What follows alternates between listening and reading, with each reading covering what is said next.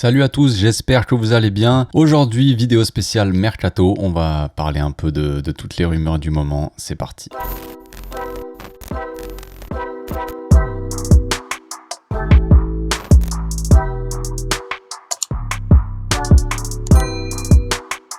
Au passage, n'hésitez pas à vous abonner si c'est toujours pas fait, moi ça me fait très plaisir. Et c'est le meilleur moyen de soutenir la chaîne. Première rumeur la plus chaude du moment, le Barça multiplie les pistes en attaque depuis le retour de Xavi avec Sterling, tout ça. Mais là, on va s'intéresser à Adeyemi, le jeune Allemand de 19 ans qui joue à Salzbourg, en Autriche. Il a démarré assez fort la saison, il monte en puissance par rapport à l'année dernière, surtout en Ligue des Champions où il est assez chaud depuis le début d'année là. Le Barça a rencontré plusieurs fois son agent et Xavi serait plutôt chaud à l'idée de l'avoir dans sa petite team. Dortmund aussi, ils sont assez chauds dessus et proposeraient environ 35 millions plus 5 millions en salaire. Il y a aussi plus en plus de clubs qui s'intéressent à lui en Angleterre. Le Barça n'est pas le seul. Mais voilà, le Barça commence un peu à se bouger et apparemment il proposerait environ 40 millions, donc un peu plus que Dortmund. Et le joueur lui-même serait apparemment plutôt chaud pour venir au Barça. Il préférerait venir au Barça. Après, il y a des vieilles vidéos qui datent où il dit que lui, il aimerait bien jouer avec Messi au Barça, tout ça. Mais Messi, les gars,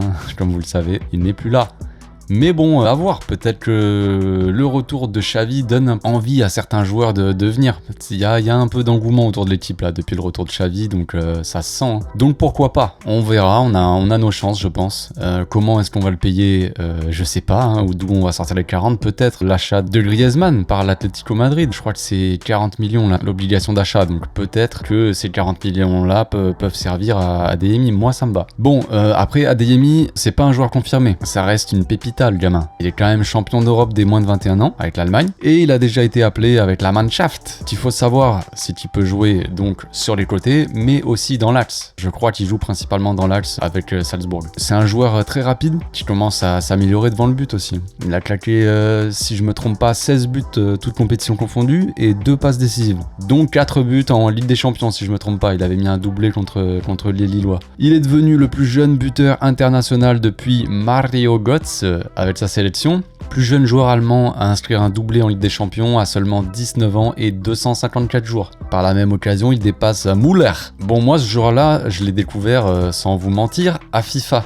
Dans FIFA 20, je crois. Au début, je croyais que c'était un joueur inventé, vous savez, dans le jeu, quand t'arrives en 2035, et en carrière, là, en mode carrière, et que tu commences à avoir des François Michel qui sont à 93, là.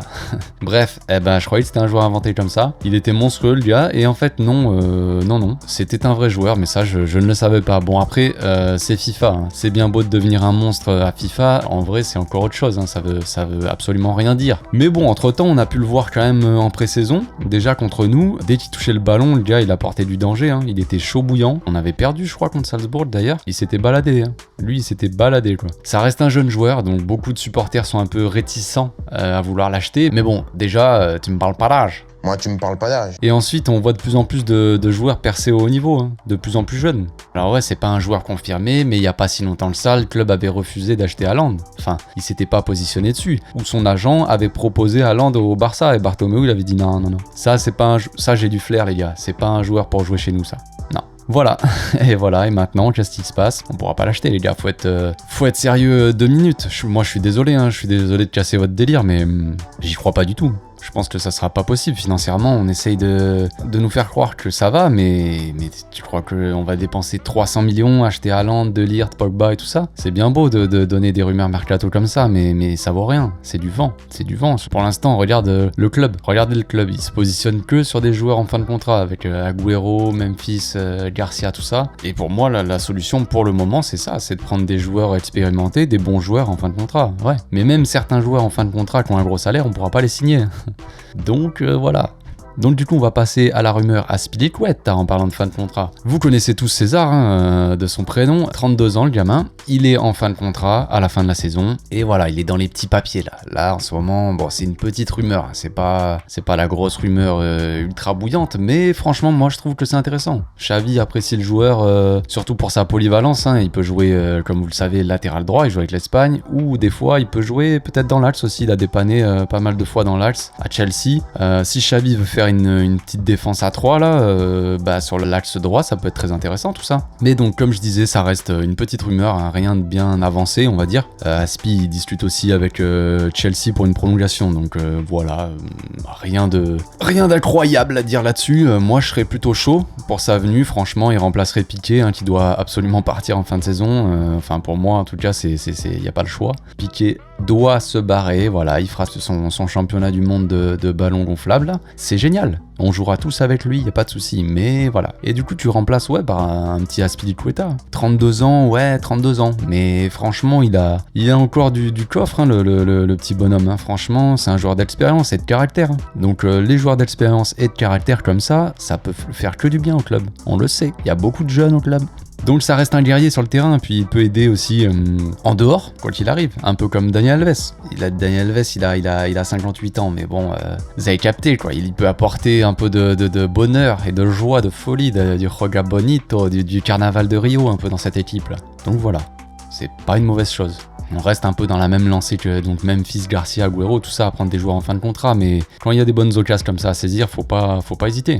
Faut pas hésiter tout simplement. Le Xavi Simons, on en parlait il y a quelques semaines, l'ancienne pépita de la Masia commence à regretter d'être parti au club. Alors il doit pas être le seul, on sait que la plupart des joueurs qui partent du Barça pour aller dans ce petit club qatari s'en mordent un peu les paluches. Hein. Bah ouais gamin, t'es parti toi aussi pour le projet sportif, mais comme beaucoup de joueurs, ça se passe pas comme prévu. C'est bizarre les choses, bah ouais, c'est bizarre les choses frère. Pourtant Paris c'est une belle ville, non? La ville lumière. Il a dû prendre le métro un jour, il a vu le vrai visage, ou en tout cas la vraie odeur de cette ville. Enfin bref, passons, il arrive en fin de contrat avec le PSG et après avoir joué quelques années avec les jeunes du PSG, il voit tous ses collègues de la Masia titulaires au club commencer à percer même dans leur équipe nationale. Là. On a des Gavi, 17 ans, qui jouent les Ligues des Nations, là, qui ridiculisent Verratti. Pendant que lui, il joue avec les gamins dans sa cour d'école. Bon, c'est bien, il joue à FIFA quand il regarde ses potos jouer à la télé. Bon, voilà, on n'a pas tous la même vie, hein, mais bon, ça commence à lui faire un peu... Ça lui fait mal un peu. Hein. Donc le club apparemment ne serait pas contre son retour, même si c'est pas vraiment la priorité, hein, vu tous les milieux de terrain qu'on a. Mais voilà, le petit Mino Raiola, il discutait d'Haaland avec Laporta, apparemment, hein, ce qui paraît. Bon, il discutait de quoi, je ne sais pas, mais est-ce que t'as 50 millions pour payer son salaire? Non, bon, ouais. Laisse tomber alors, frère.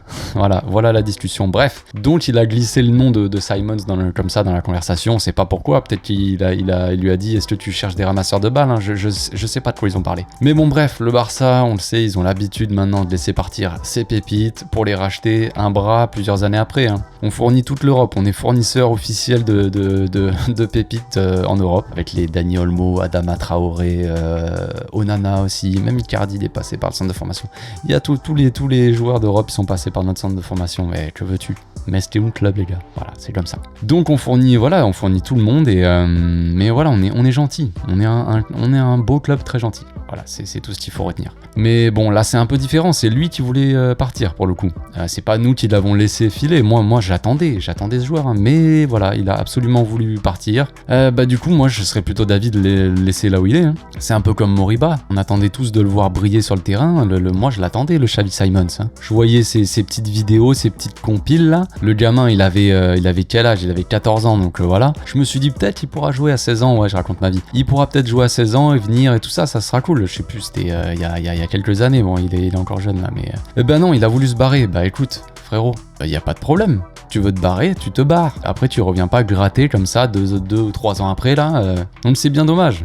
C'est bien dommage pour lui, hein, mais clairement sur le terrain, qu'est-ce que ça nous apporterait? C'est ça qu'il faut se poser comme question. Ok, en soi, lui, si on fait abstraction du fait qu'il a forcé son départ et tout ça, c'est un bon jeune, ok. Mais qu'est-ce qu'il apporterait de plus que Gavi, que Pedri, que Nico, même que Riqui Puig au milieu de terrain? Et en plus, on a De Jong. Il reviendrait au club pour jouer en B. Je pense pas qu'il voudrait non plus. Soi-disant, il voulait revenir au club, ok, mais je pense pas que ce soit pour jouer avec la B. Donc voilà, moi perso, les mecs comme ça qui n'ont aucune loyauté, non merci, ça ne m'intéresse pas. Basta. Sterling, le petit Sterling, j'en parlais il y a pas longtemps. Voilà, et les rumeurs autour de Sterling prennent de l'ampleur. Le club, et surtout Xavi, sont très intéressés par le profil du joueur. Hein. On sait, Xavi, il aime bien les ailiers rapides, qui provoquent et qui ouvrent le jeu. S'il va vouloir des petits ailiers comme ça, qui ouvrent le jeu comme ça, qui écartent l'équipe adverse pour Tu connais.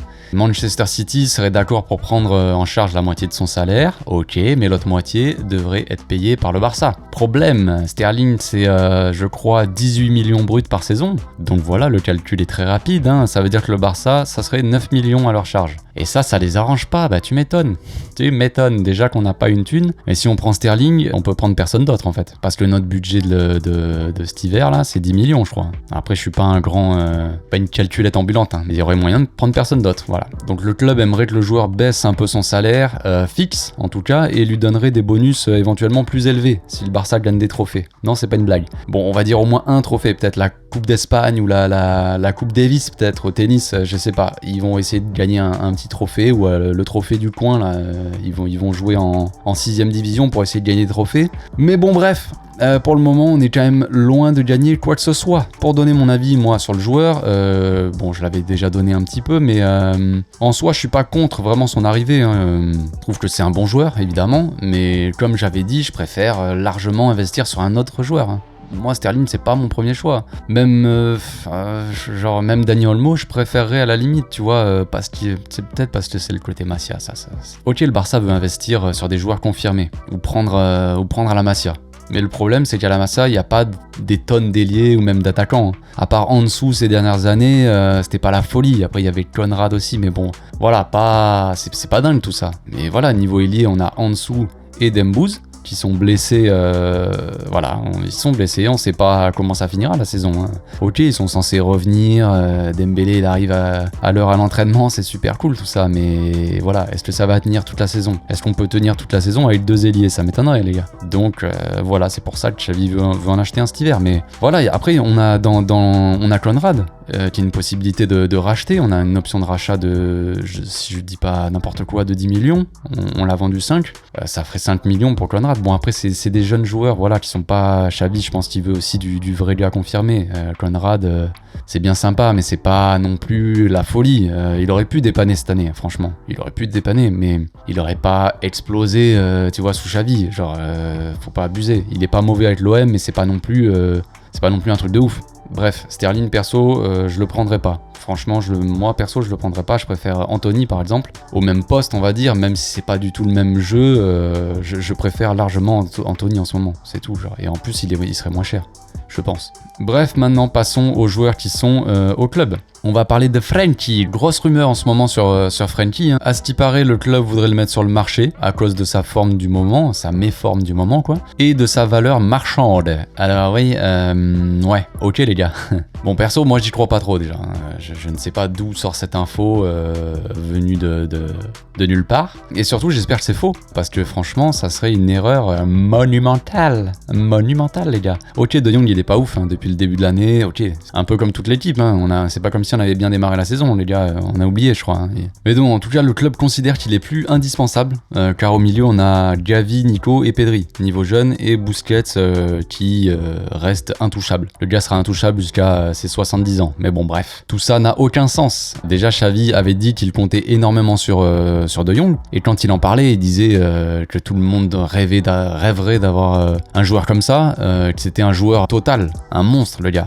C'est un monstre, il peut tout faire, De Jong. Il peut même jouer gardien, il sera meilleur que Ter Stegen. Et le club dit qu'ils veulent soit faire confiance à la Masia, soit acheter des top joueurs. Ok, pourquoi pas. Mais à ce moment-là, pourquoi vendre le meilleur milieu de terrain de l'équipe? Ou en tout cas, le joueur qui a amené vraiment à être un des meilleurs milieux du monde et un des meilleurs milieux de l'équipe. C'est amené à être le patron vraiment au milieu, quoi. Enfin bref, ça c'est pas une surprise. Ok, Xavi veut des ailiers, ce qui nous manque clairement au club, on a personne, mais si du jour au lendemain, au milieu, on se retrouve avec un Busquets blessé, parce que bon, il est quand même vieillot, le gars, et devoir enchaîner tous les matchs avec Pedri, Gavi et Nico au milieu. Ça va tenir combien de temps? Ok, ils ont énormément de talent, mais tu peux pas tout miser sur eux non plus. Il y a un équilibre à avoir entre expérience et jeunesse. Bref, pour moi, ça n'arrivera pas, ce départ. Et surtout, j'espère que tout ça est une blague, hein. Sinon c'est un scandale. C'est le plus grand scandale moderne de tous les temps. Non, je plaisante, mais c'est un grand scandale. Ouais. Bref, en parlant de scandale, parlons de ce bon vieux Luc de Jong, qui pourrait finalement rester jusqu'à la fin de la saison. Séville ne voudrait pas le récupérer apparemment. Bah tu m'étonnes, le gars sait pas jouer, donc ouais,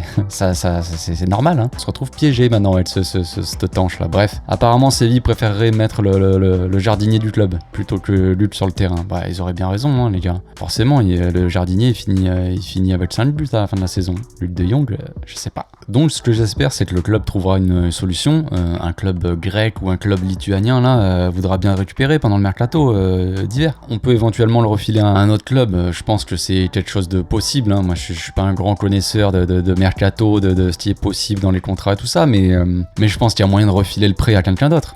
Un pigeon là, y a pas un gars quoi. Moi, je peux plus voir ce gars, c'est pas possible. Il a rien à faire là. Hein. Koeman aurait dû le prendre avec lui quand il est parti. Il est parti sans ranger ses vieux jouets qui traînent dans sa chambre là, c'est pas sympa Koeman, t'aurais dû le prendre avec toi dans ta valise, hein. C'est pas possible ça. Bref, sinon la prolongation de Gavi avance plutôt bien, il devrait à mon avis signer très rapidement à son contrat, une très bonne chose de faite et une très bonne chose à faire. On sécurise les pépites dans un premier temps et après on s'occupe des nouveaux qui peuvent arriver. Le club bosse aussi sur la prolongation de Nico, donc franchement je suis content. Moi je suis content du président et de son staff, hein, Matteo Alemani, qui franchement bossent plutôt bien, ils ont énormément de taf depuis qu'ils sont arrivés au club et pour l'instant je trouve que franchement ils gèrent bien. Sur tous les fronts, les mecs arrêtent pas mais sur tous les fronts ils sont bons. Franchement le retour de Xavi et tout, voilà, ils ont mis un peu de temps à dégager Koeman mais vas-y maintenant, c'est l'histoire ancienne. On va voir ce qui se passera pour la suite. Voilà, c'est tout pour aujourd'hui, on se retrouve bientôt pour une nouvelle vidéo, j'espère que ça vous a plu, dites-moi dans les commentaires ce que vous en pensez et on se retrouve bientôt. D'ici là, passez une bonne journée, ciao.